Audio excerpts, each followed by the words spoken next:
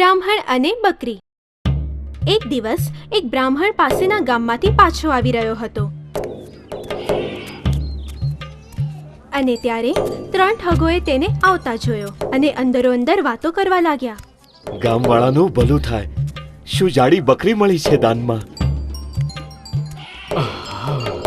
શું જાડી બકરી છે? આજે મેજબાનીની તક મળી છે.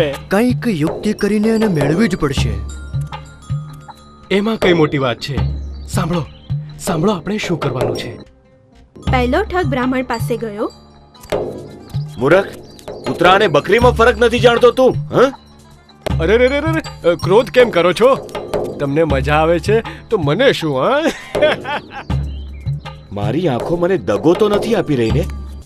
નહીં નહીં, આ બકરી જ છે. થોડા દૂર જવા પછી બીજા ઠગે એને અટકાવ્યો. બ્રાહ્મણ મહારાજ, આ મરેલી ગાયનું વાછરડું તમને ખૂબ જ પ્રિય લાગે છે, છતાંય તમને ખંભા પર ઉપાડવું શોભી નથી રહ્યું. તમે એક બ્રાહ્મણ છો? આંધળો છે શું? જોતો નથી, આ એક જીવતી બકરી છે, વાછરડું નહીં.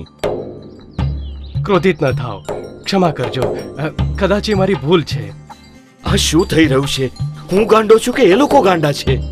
બ્રાહ્મણ થોડી દૂર ગયો જ હતો ત્યાં અરે ઓ બ્રાહ્મણ, આ ગધેડાને નીચે ફેંકો, લોકો જાત જાતની વાતો કરશે. નહીં નહીં, 3 3 ખોટા કેવી રીતે હોઈ શકે? સાચે જ આ બકરી નથી, આ તો કોઈ રૂપ બદલવા વાળું ભૂત છે. ગામવાળાઓએ મારી સાથે મશ્કરી કરી છે.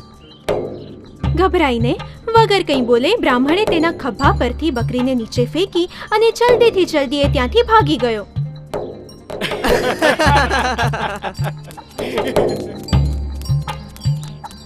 બ્રાહ્મણના ત્યાંથી જતાની સાથે 3 ઠગોએ એ બકરીને રાંધીને સારું ભોજન કર્યું.